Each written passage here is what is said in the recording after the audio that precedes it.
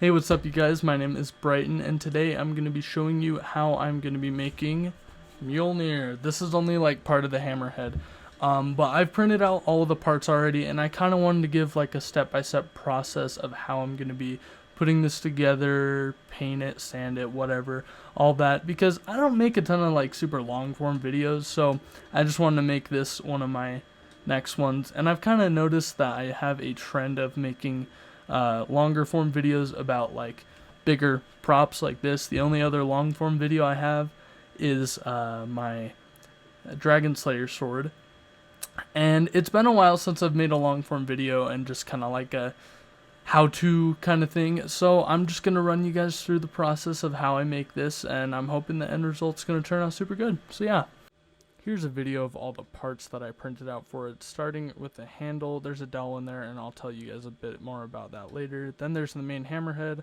followed by the two end hammer pieces, and then the ring with the engravements, and then those mounts for the dowel inside. So you might be wondering, Brighton, why do you choose to put a dowel inside of the Mjolnir handle? And I'll tell you right now, the model that I decided to use out of all the free Mjolnir files that are out there, I'll put it in the description by the way if you guys want to use it. They had a really good idea where you get a dowel that is a little bit smaller than the inside circumference of the handle, and then you can super glue it. I also put a little bit of extra duct tape there just for a little bit more grip.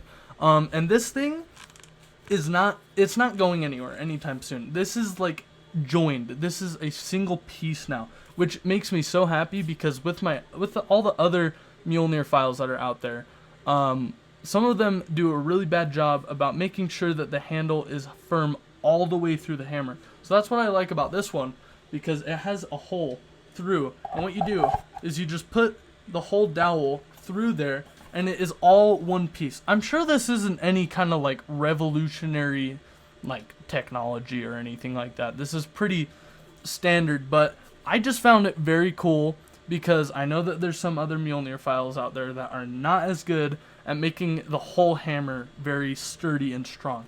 So this is really good because this is also very, very sturdy, and I haven't even glued the actual hammerhead part to it yet. So with that being said, that is why I decided to use this file. Once again, I'll put it in the description if you guys want to use it.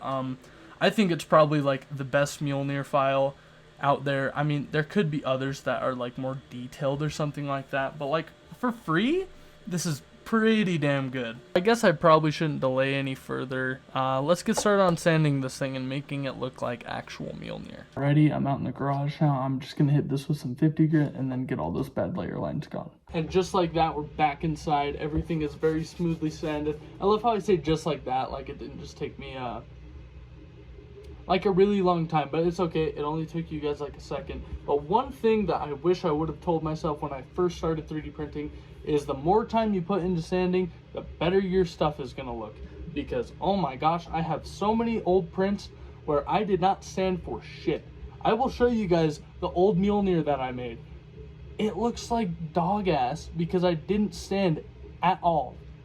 I just threw a coat of primer on, and then I just threw a coat of silver on, did a little bit of weathering. It does not look good. We're gonna change that. We're gonna make this one look very good. So yeah, the more time you put into sanding your stuff, the better it's gonna look. Most of the stuff is very small detailed stuff, but I made sure to sand it really well. And then these two, there's a really nice thing about this file actually, where the little engraving things are like separate. You print them separate and then you can put them in like that, which I think is so nice because, sorry, I can't get this out. When you are sanding, you don't want to go over those because it's like, it kind of defeats the purpose, you know? It's like they're supposed to like look really nice and detailed, but if you just sand right over them, there's like no point. But I'm really happy with how well these turned out, how well I sanded them. So I'm just gonna go ahead and throw a coat of filler primer on everything here, and I'll see y'all then. And here's how it looks after one coat of filler primer. You guys are gonna get a special point of view of it because I'm very happy with how this turned out. This thing has like little to no layer lines in it, and obviously I'm not gonna show you the layer lines that I see because fucking clickbait. Sand the shit out of your prints, guys. I know most of you guys will probably already know that, But I'm saying to the people that might not know that are just starting out 3D printing, sand the shit out of your prints. That's something I wish I could go back and tell my former self, because oh my gosh. We're not going to get into that right now. This is a video about making a Mjolnir, not ripping my former self apart.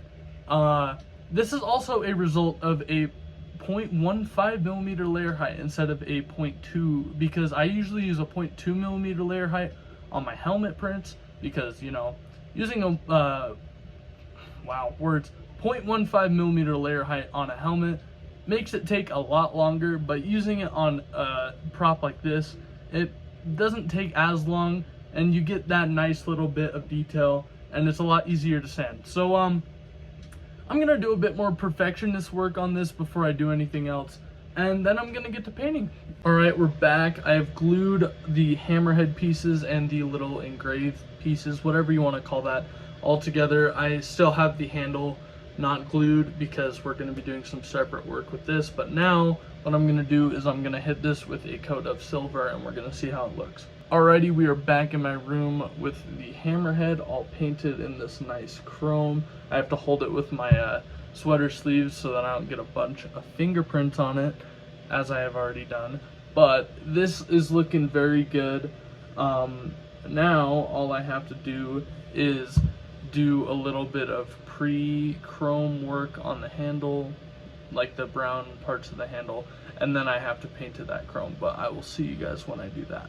Y'all, I am back after painting the handle in this walnut brown color. I'm really liking how this is looking, but I want to weather the hammerhead a little bit, just because that's kind of how I see it in some of the movies and stuff like that. So I'm going to weather the little engravement parts and then the main hammerhead too, and then I'll be back. Now that I've gone and weathered the hammerhead, I just went and glued everything all together, because you want to make that bond very strong so that nothing falls apart.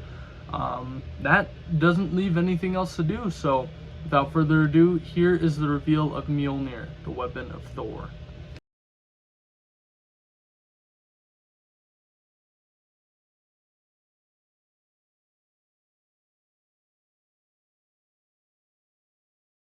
I had so much fun remaking this hammer, and it turned out so freaking good. I might add the little leather strap thing on here, but that's for another time.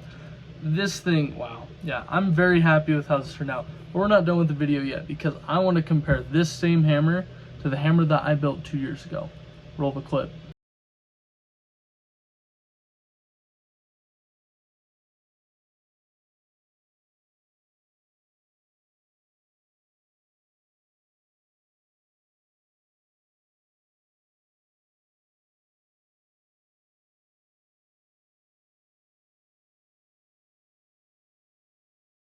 Now, if you guys enjoyed watching me make this hammer step by step, leave a like and drop a suggestion in the comments of what I should make next. And you know, you could subscribe, it's free and it helps me out a ton.